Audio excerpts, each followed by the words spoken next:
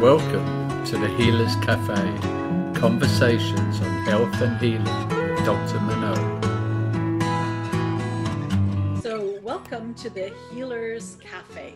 And today I have with me Anil Gupta, who used to be an optometrist, and let me tell you a little bit of everything he's doing right now, and then we'll turn it to you. So first of all, he is a world expert on relationships and mindset, and he has coached some of the most famous celebrities on the planet, like Mike Tyson, top athletes and CEOs, as well as being guest speaker with Richard Branson and on Necker Island. He enjoys helping people overcome obstacles that prevent them living a fulfilled life, and has appeared on stages all over the world, and recently was keynote speaker in Medellin in front of 10,000 raving fans. He has appeared at Harvard on a number of occasions and is a guest speaker on Fox News, as well as best-selling international author of Immediate Happiness. His TED Talk shares his happiness formula. And if you want to have a dramatic impact on your life, then definitely welcome. So welcome, Anil. And well, I've got tons of questions for you, but let's start with what happened. So you're trained as an optometrist. And then what happened? I was, yeah. So I was practicing and I lost a little bit of enthusiasm. Then a friend of mine rang, or actually it was a cousin of mine. And he never calls me ever. And I thought, why is he calling me, you know? And we were just talking, and then it came to the crunch. He said, well, you know, I just did this event and I'd like you to come. I said, well, what are you talking about? And he said, well, it's only 200 yards away from your practice. I thought, you know what? I'll come. It's not a big deal. I'll come after work. Mm-hmm. So I attended this event, and it was amazing. And then I did some more events, and I sort of got into it. And I had never experienced a seminar before, coaching.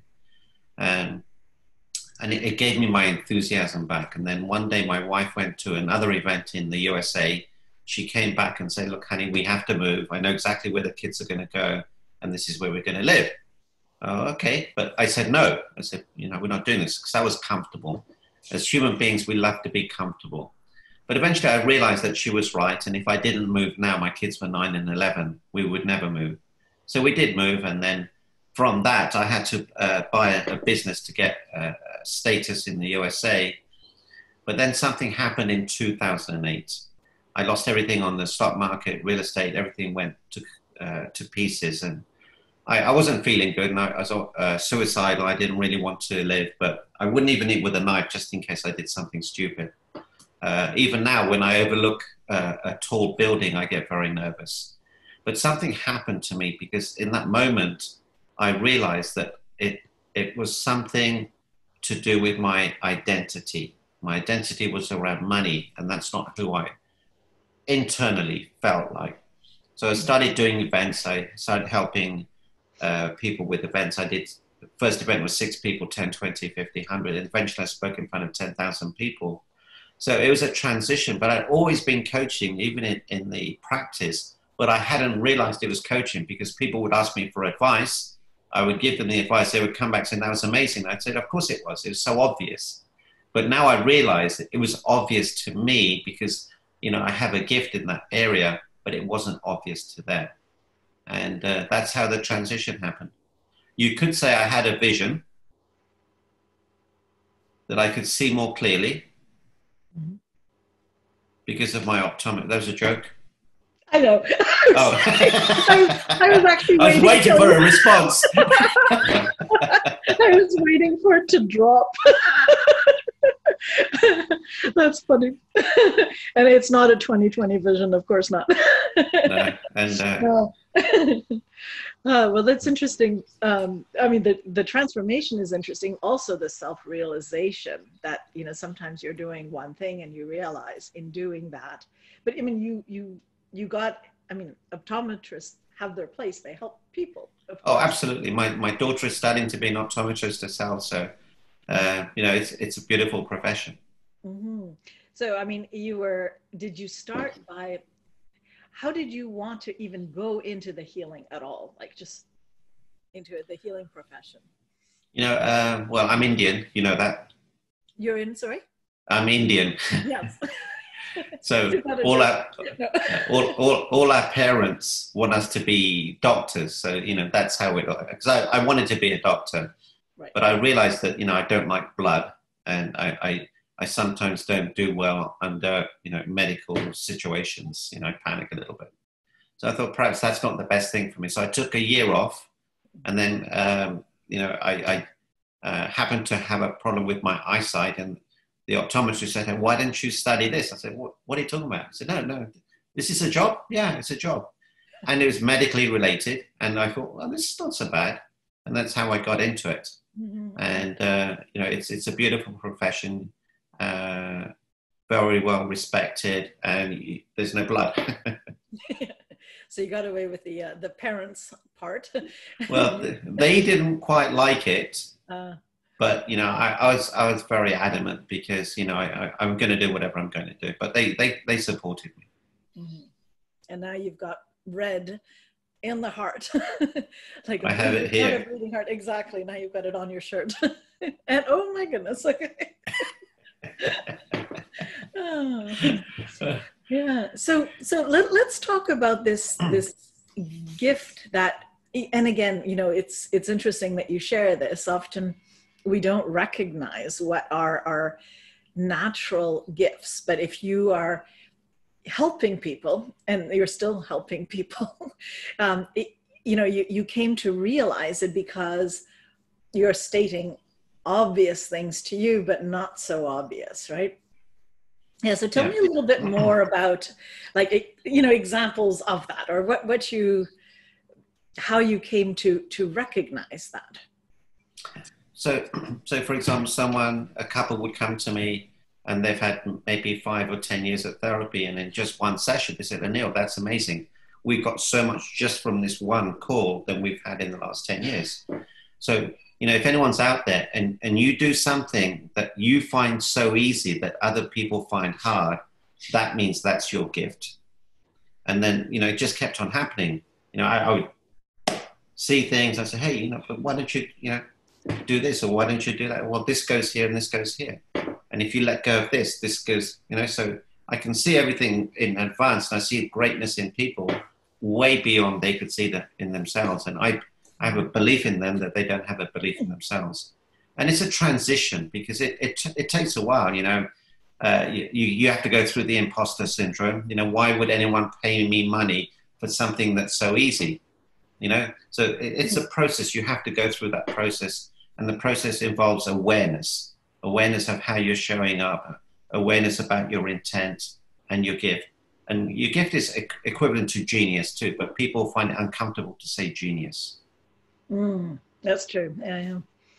Yeah. And I do think that awareness is part of it, because you overcome different things. Anytime you shift in your life, you overcome things. But when you shift within your self-perception, there's a lot of imposter syndrome, a lot of things that really can keep you, acting small. And I've often found in in my community of people who are healers in one way or another, whether they're medically trained or are doing different healing arts, often they have more gifts as well.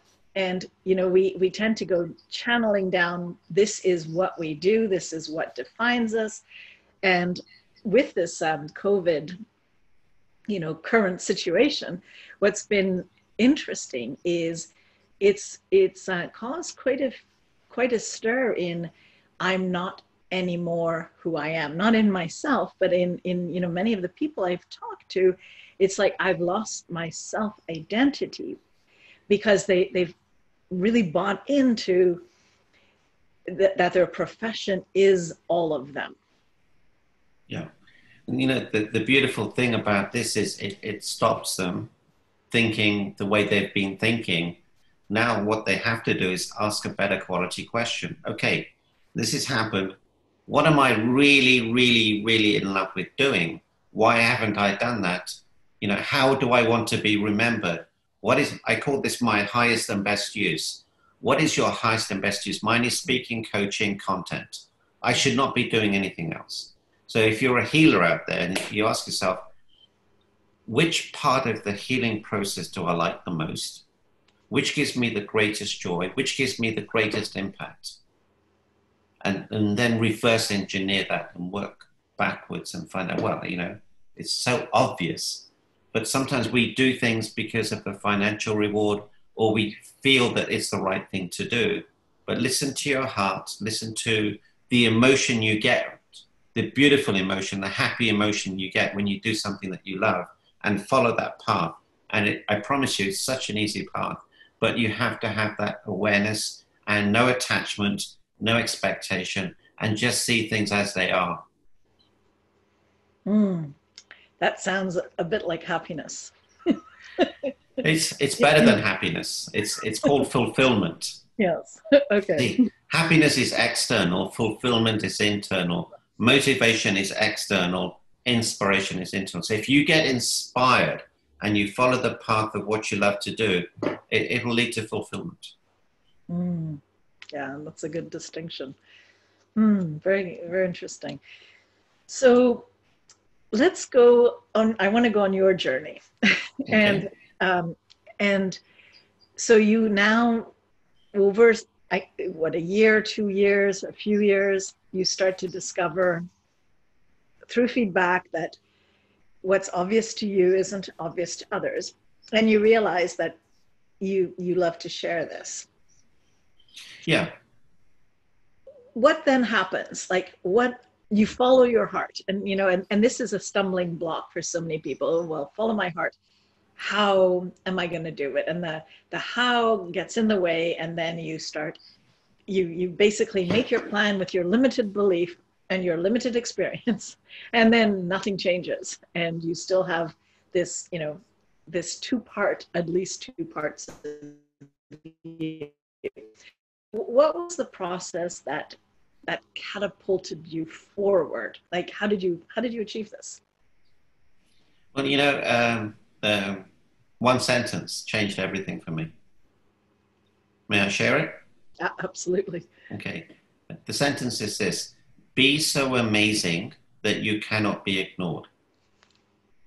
And if you are ignored, it doesn't matter, because how you show up will be this magnificent soul.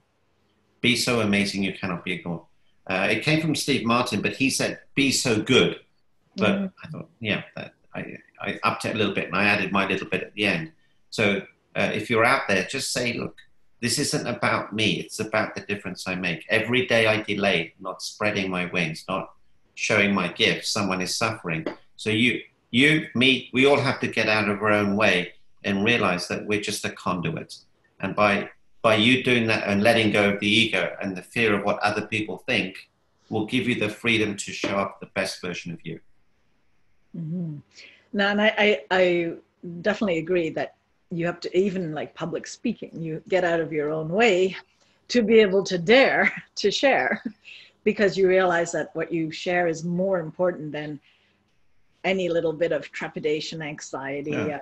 It's where you put your focus. It makes a huge difference. But let's go step by step how you did this. I just want to know, how did you end up in front of a huge audience? How did you end up meeting all these people? Like this is such a, if you think from an optometrist, and also with the mindset of, you need from parental guidance, which is quite prominent in Indian culture, but you need to be this. And then what are the aspects that moved you, that you've learned on this journey? So when I was suicidal, I did one thing that changed everything, and that was give. In the moment you give authentically, all the pain and suffering disappears, and then you feel amazing. So I started to give, and I felt better and better and better. And then things came to me, and I couldn't work out why, because, I didn't know what was going on. Then later on, I realized, my vibrational energy changed. How I showed up changed. How I spoke changed. the fear disappeared, and I started being more aware, better listening, serving people. And having met Richard Branson, one of the things he coached me on was this. He said, Anil, always say yes and work it out afterwards. So this opportunity, actually what happened was my son spoke in front of 9,000 people in Los Angeles. And I got a little bit upset. I said, how can he speak to 9,000 people before me? I've got to do something about this. So within a month, I had an opportunity to speak in front of 10,000 people. And I got offered and I said, yes. And I was thinking, what have I done? What have I done? And, but the thing is, when you say yes, in that moment, it's very uncomfortable. And human beings grow the most when they're uncomfortable. So the secret is get uncomfortable and be comfortable about being uncomfortable.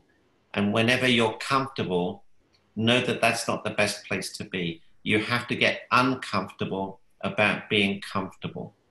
And that gives you the biggest growth. And when you grow, it's compounded. All sorts of beautiful things happen for you. And it's how you show up too, and coupled with being so amazing, saying yes, helping people, serving. Another important thing is you have to have pure intent. If you have pure intent, it works so much faster because people will know that you don't have pure intent. You will know your vibrational energy isn't aligned. And again, you have to be ready to say yes. It is scary. I promise you, it's scary. Going on live TV for an hour with no interviewer, it's scary. But it's a service. Right. So, because I picked up when you started talking at the beginning, you said yes, and then you said no, and for the moving, right? And then you shifted that to yes. If you don't do it now, you won't do it. And I think, we're, as healthcare practitioners, often there's this belief that we say yes too much, as in we have no boundaries that contain our own self-care, our own I don't want to use the word protection really, but yeah, I guess our own ability to monitor our self-care. And yet, yes is what propels forward. So have you looked at a little bit that balance, or have any insight on that? Yeah, absolutely. So this is what happens. Healers are very good at giving, but they are very bad at taking. Now, I ask people, are you a great giver? And they said, yes. And I ask, are you a great taker? And they say, no. I said, well, that's your problem.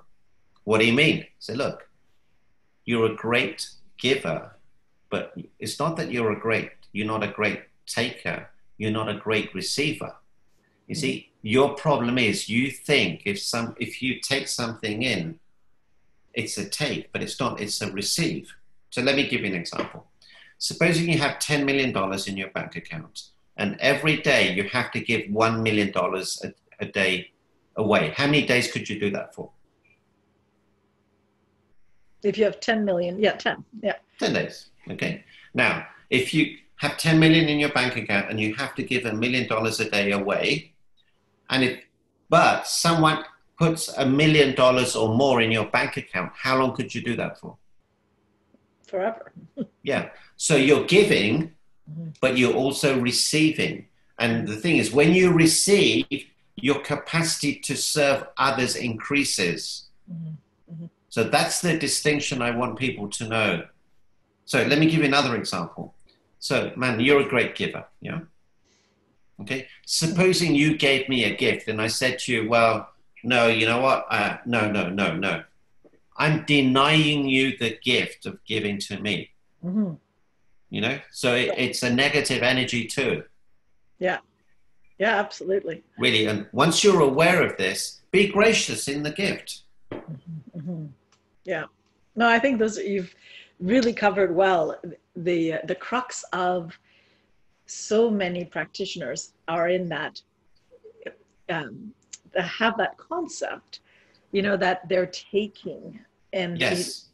it's really not the way it's not an energetic concept. It doesn't work like that, you know. And I love the fact that you tied it into the banking and how Yeah, it that makes, works. yeah. Hi, this is a small commercial break, and for you to let me know that you're enjoying these conversations, please go, 1, to subscribe to my podcast. Number 2, write a review, because if you write a review on iTunes, more people know about this, and I can help spread the work, my work, but the work of everyone else I'm interviewing. And number 3, please sign up to my tips for your healing journey. And you can do that under www.drmanonbolliger.com/tips. Thank you.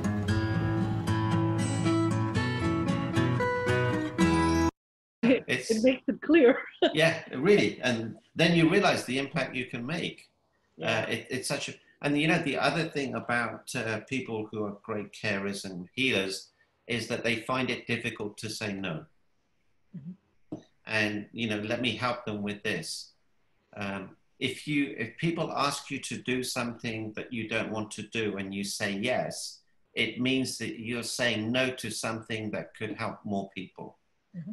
When you say no to something, you're saying yes to something else. Mm-hmm. Okay, so when you say no, you're not denying the person, you're just denying the offer. Correct. Yeah. Yeah. So, you know, if I said to Manon, look, yeah, will you come and do this? It'll impact 10 people.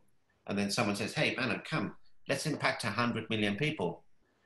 If you said yes to the person who helps 10 people, you could say no to the person who says, look, we can help 100 million people. Mm-hmm, mm-hmm. So when you say no to someone, you're not saying no to them, you're saying no to the offer. Mm-hmm. Yeah.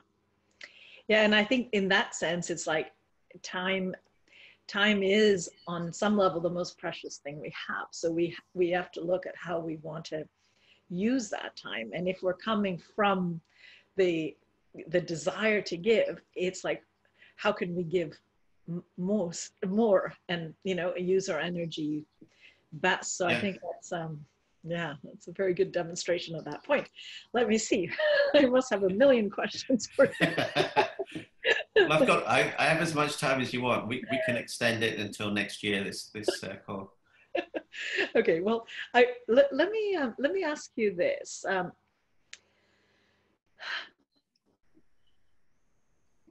So, I mean, clearly one of the most difficult times was when you were yourself depressed and suicidal, because, I mean, it doesn't really get much worse than that, right?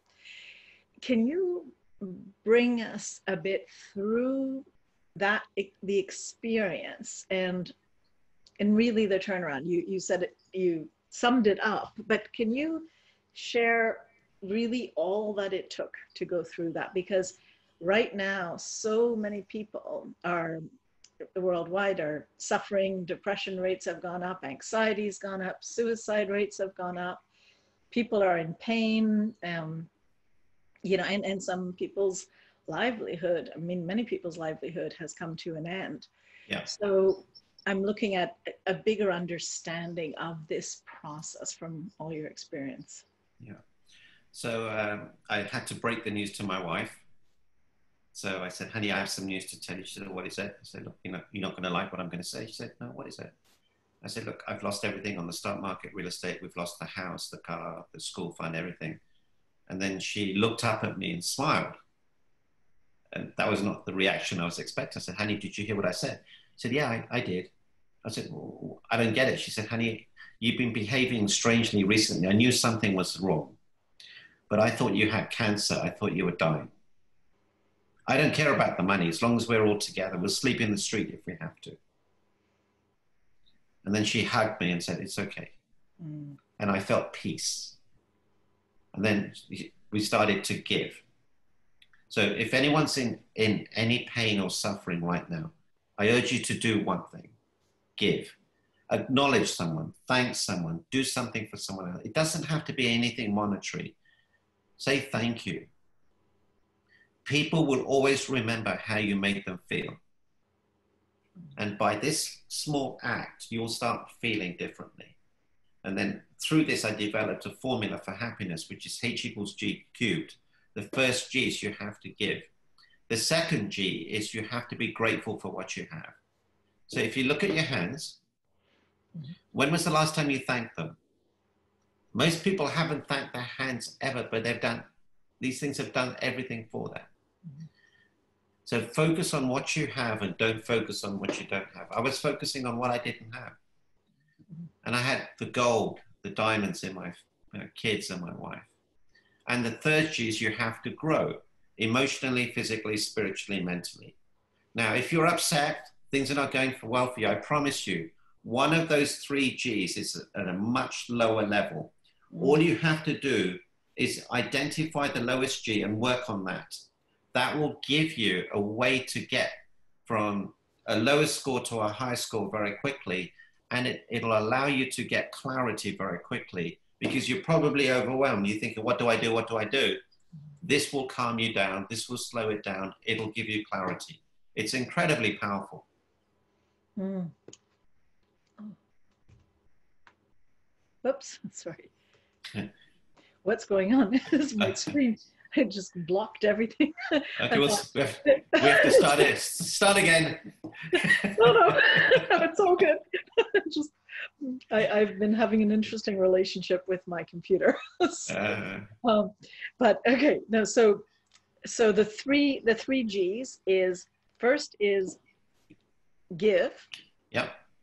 Second one, gratitude. And the third one, grow. Okay.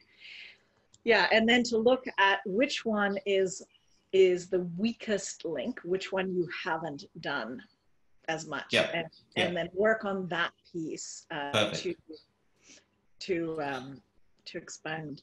Yeah, it's very interesting because we talk a lot about gratitude, and that's very important. But I love that you talk also about grow, because grow isn't always easy necessarily. You have to look at what needs to grow, what part of me, what is it? Is it maybe the way I'm seeing the universe? Is it, because the other two are to give. Once you realize that it's fairly easy. There's always a way to give. There's always a way to remember to be grateful for what one has.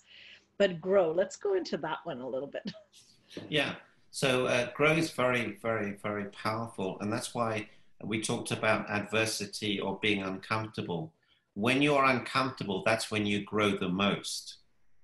And that's the powerful thing about adversity. Adversity can be your friend because it gives you an opportunity to grow. So I can almost guarantee that most people having issues right now are having issues with their emotional growth. So they're focusing on the negative emotions. I'm not good enough, I'm not smart enough, I don't belong, I'm not worthy, I'm a failure, I'm not successful, there's something wrong with me, I'm not lovable, blah, blah, blah.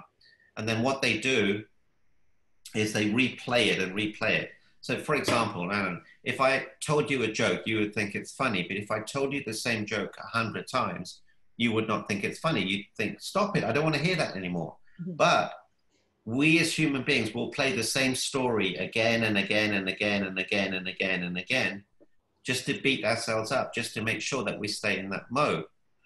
So, the secret is awareness. Awareness gives you clarity.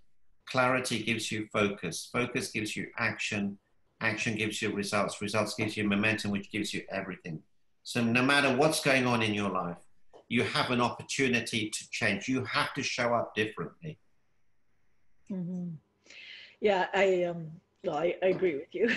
and the thing is with the first step that you mentioned with grow, and usually what you need to notice is the thoughts, right? And if you can just become aware of the thoughts, that's already a first step. That changes many things. It really, it's something simple that one can do, right? You look at thoughts and you go, gosh, every time I'm saying the same thing or whatever, Yeah, I have a little thing that I tell, you know, my clients and my people is if you don't like a thought and you're repeating it, huh? So put it in a cloud and wish it away. And because we put so much value on our thoughts, and Yeah. and the thoughts, I don't think that the thoughts are worthy of that, you know, especially if they don't make you feel good. Like, you know, I've often felt that if the thought doesn't make you feel good and you're repeating it, right, it's probably not true. That's my just, you know, and I'm not saying suppress your emotions or deny reality, but we create reality. So if we constantly are thinking negatively, we can always find the proof of our negativity. Yeah. And you know, it's so true. And the other thing to be really cognizant of is this: if you have a negative thought, don't resist it. Just be an observer. Say, you know what, I feel a little bit sad today. That's okay. But don't live in that dwelling. All you have to do is change, focus on something else. So imagine, Manon, you have a good thought wolf and a bad thought wolf. Which one is going to be more successful? Mm. Well, I guess it depends what you do with them, right? What do you mean? Yeah. Yeah. So people say, oh, well, obviously the bad thought wolf will win. And I say, no. Then they'll say, oh, obviously the good thought wolf will win. I said, no. The wolf that wins is the one that you feed. Mm. So if you have a bad thought and you keep on talking to this bad wolf, he's going to get attention, he's going to get fed. But all you have to do is this, you know what? That's a bad wolf. What am I committed to? I'm committed to being a good wolf's guy. Mm-hmm. So just start talking here. And then this starts talking and then this takes over. So let me give you another example. You come home late at night, it's complete darkness. You come into the house, you flick the switch and turn the lights on. Yes? Mm-hmm. You don't go in the house and remove the darkness. That would be ludicrous. But that's what people try and do with their thoughts. They try and remove the darkness. But because they try and remove the darkness, it persists. Mm-hmm. Yeah. So that's the secret. Fill your life and thoughts with acts of kindness, gratitude, and growing, and the darkness will disappear. It has nowhere to go. Mm-hmm. I love your analogies. they're so clear. Well, the thing is, when you're teaching, I've got to be clear too. So this didn't happen overnight. Mm-hmm. No, that's good. Well, I'll reference you on a few of them. I think they're brilliant. So, okay, what else did I want to ask you? Yeah. Oh, well, this is interesting because you mentioned if you about the thought that you're sad, right? Because I make a big distinction on the difference between our thoughts and our emotions, and that's where I say the thought. The negative thoughts never serve you, but an emotion is something that, for me, you just allow. You don't. It has no. You have to go through it. If you say, "Oh no, it's not happening. I'm not feeling this way," I don't know that it can really be suppressed. I think it goes somewhere else. The body will receive that information, and you'll end up with something. You know, a back pain, headache, neck pain. Like, you know, I think that we are a circuit. It goes somewhere. You can't really repress or suppress anything. It just changes form. But could you comment a little bit on how you see thoughts and emotions? Okay, so a thought creates the emotion. So, for example, if you're thinking about a narcissistic ex-partner, the thought creates the emotion. And okay, yeah, and then the emotion can cause other issues. Then when you have that thought, you have the emotion, the question to ask yourself is, wow, I'm feeling queasy, I'm feeling sad, I'm feeling nervous, I'm feeling upset. Great. Why is that? What caused that? What was the trigger? What was the button? Oh, you know what? Oh, the email I got from my divorce attorney. That was the trigger. Mm-hmm. So then you could reframe it or change it or get someone else to open that email for you so that you don't have that trigger. Mm-hmm. So it's all about putting systems in place. Mm-hmm. I'll tell you a funny story. So I was coaching one lady, and she had a really horrible relationship with her ex. And so whenever her ex called, she'd get really upset. So she said, Anil, you know what I did? I put your photo on his number so that whenever he called, your photo would come up and that would give me a Zen position. I thought that was so funny, but she put in a system. That's all you have to do. Mm-hmm. Make it work for you. You don't have to react, but to respond. And that's the secret. People are reacting, and the secret is to respond. Mm-hmm. Yeah. And again, that takes that gap, the awareness piece, to realize that that's what, we're experiencing. Yeah, it just made me think. It's interesting in the work I do, or some of the work I do, the Bowen therapy. I have found that as I work on their pain, their body parts in that sense, there is no such thing as a separation between the body, and the spirit, the mind, the entire, it's all one. Like, often a patient will then express an emotion that comes up.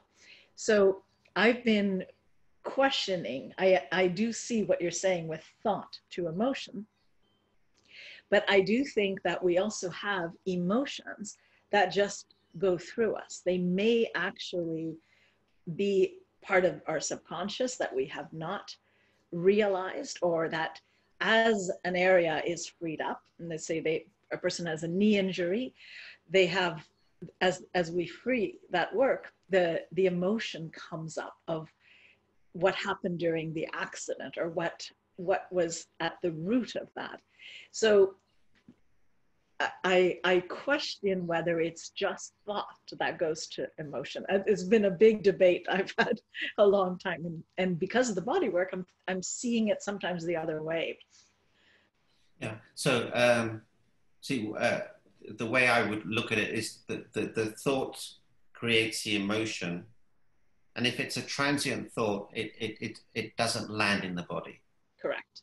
But if it's a constant thought, that the emotion has to land, and the body has to find a way to neutralize it. Yeah? Does that make sense? Because the body's under attack. Because of our great sound quality. Did you say neutralize? Right. Yeah. So the thought... Because it's that... Can you hear me? Yes, I can. Okay. So the thought creates the emotion, and if it's a transient thought and a transient emotion, it can dissipate. Right. But if it's a constant thought and it creates a constant feeling or emotion, the body has to deal with it somehow. Mm-hmm. So it'll transfer it somewhere. Mm-hmm. And I know that and the healers know that anger or forgiveness causes disease. So that emotion has to be pushed somewhere in a way to protect the human. Mm-hmm. So yes, you're right, absolutely. Mm-hmm. Yeah, so, and did you say anger, and then did you say forgiveness? Or the lack of forgiveness. The lack of, okay, I didn't think. Yeah. So, okay, now actually I have another question, and then I think we're gonna have to wrap it up, but okay. Let's talk about forgiveness again, because that's a big, for me, it's an interesting question. What do you think about forgiving, as in, I choose to forgive someone, or somebody says, something and they forgive me, for example. What do you think about all that? Because I think I have thoughts on this that might be a little bit different. So I'm just curious, what are yours? So I feel forgiveness is the express pathway to freedom. the quality of your life is dependent on the depth and authenticity of the forgiveness you extend to yourself and to others. It's a big, big, big thing. Mm-hmm. And if a person A wants to forgive person B, they never need to talk to person B, never need to have a relationship with them. All the forgiveness is up here in between the ears. Mm-hmm. Okay, because that part I completely agree with. It's, in the end, it's forgiving. It's really owning the forgiveness. I find it strange to feel that to say, I forgive you, because it's that other person's job to do the job of the self-forgiveness. Everything is to me, it's a dance. So it's like we're not in our own house when we're forgiving. It's like we're playing God, really. When you're saying, I forgive you, it's like, who am I to forgive you? Ultimately, you have to forgive yourself, and you have to forgive yourself, right? There's a dance. So what do you think of that statement? Well, it's got nothing to do with person B. And in fact, forgiveness is slightly different in my opinion. Forgiveness is, I release me. I release me, yes. I release me from you. You have no power over me. Mm-hmm. That's the way I teach it and process it with people. It's got nothing to do with the other person, nothing de nada in any way whatsoever. Yeah. You don't have to say anything to them. You don't have to write to them. You don't have to do anything. It's a matter of, I release you. I let go of you. I remove all attachments and just let you go. I choose to be free. Yeah, that's to me, that's much more empowering, and it feels like you're in your own business, in a sense. You're looking after your Yes. your growth, your because I've been asked the question, how do you forgive somebody else, or how have you told them, and it's like, it has never really occurred to me that way. It's letting it go within you, because it's your body, your life, that gets the negative impact of holding it on. Yeah. And it's a big thing, really big thing. Mm. So Anil, we're going to come to a close. I wanted to ask you if you had any other pieces of wisdom, which has been really powerful. Thank you so much. Anything else?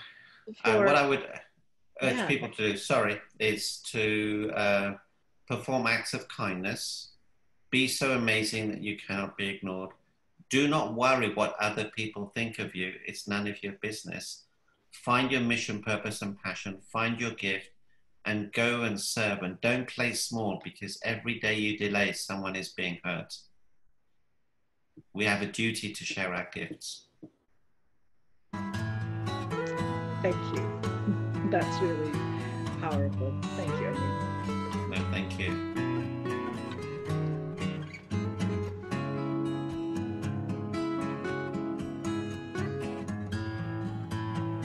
Thank you for joining us at the Healers Café with Dr. Manon. For more information, go to drmanonbolliger.com.